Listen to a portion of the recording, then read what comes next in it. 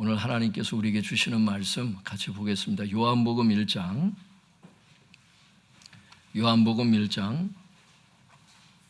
12절에서 14절입니다. 제 성경 신약 성경 142쪽에 있습니다.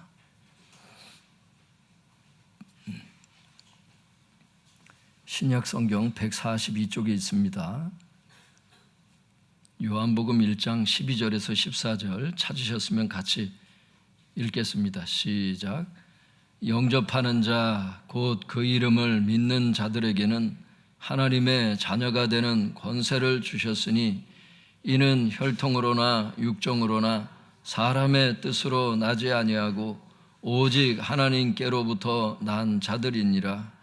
말씀이 육신이 되어 우리 가운데 거하심에 우리가 그의 영광을 보니 아버지의 독생자의 영광이요 은혜와 진리가 충만하더라.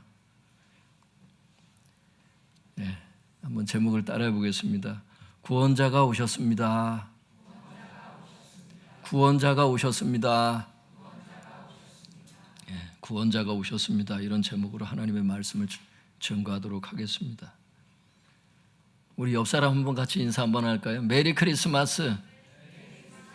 예, 메리 크리스마스.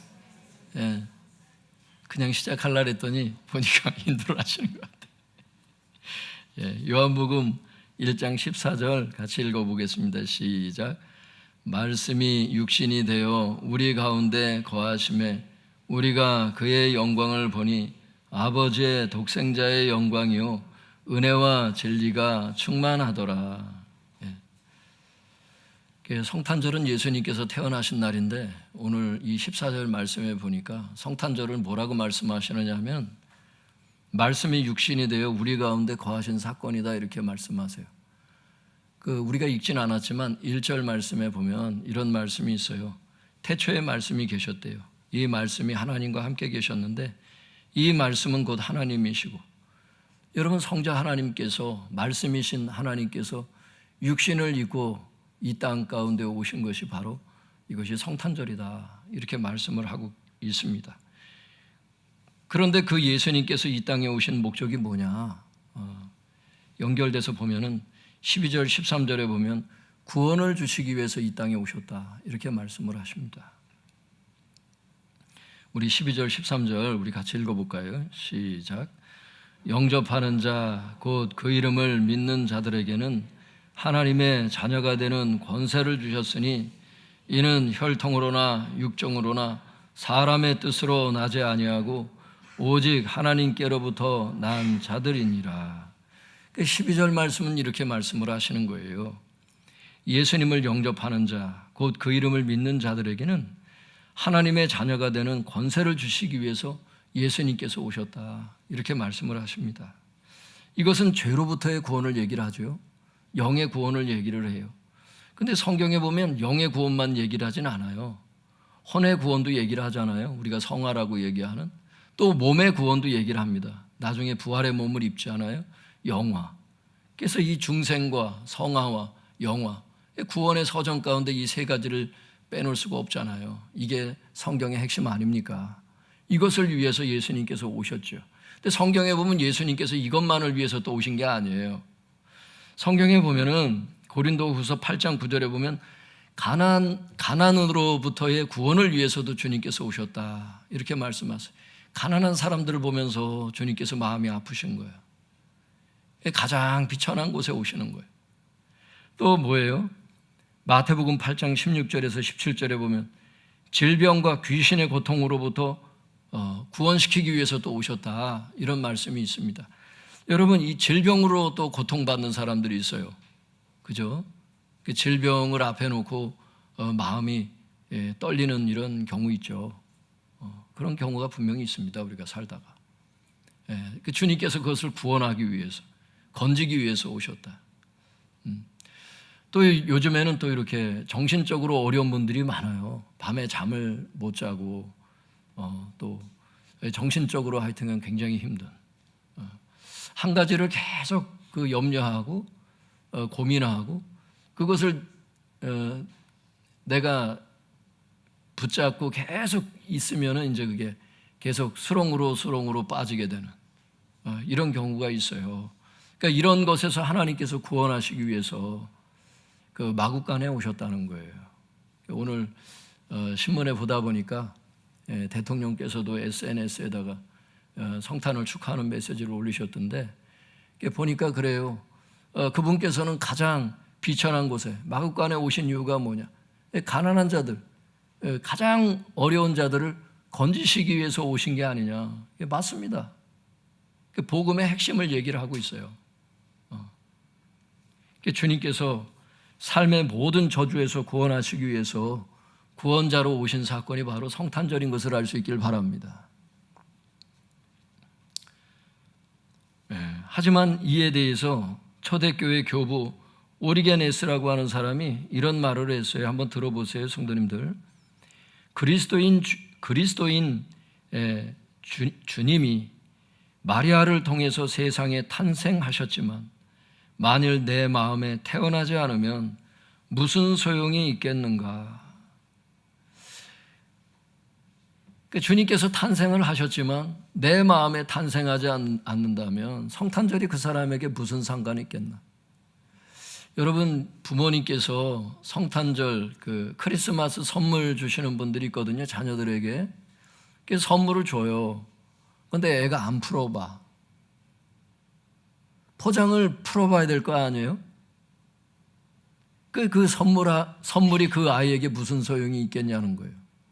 하나님께서 인간들에게 가장 귀한 선물, 구원의 선물을 주셨어요. 크리스마스 선물이 뭐예요? 예수님이에요. 구원자를 보내셨어. 근데 포장을 뜯어보질 않아. 믿음으로 그분을 받아들이질 않는다는 뜻이에요. 죽을 때까지 선물을 못 받는 사람이 있어요. 죽을 때까지 크리스마스 선물이 뭔지를 모르는 사람들이 있어.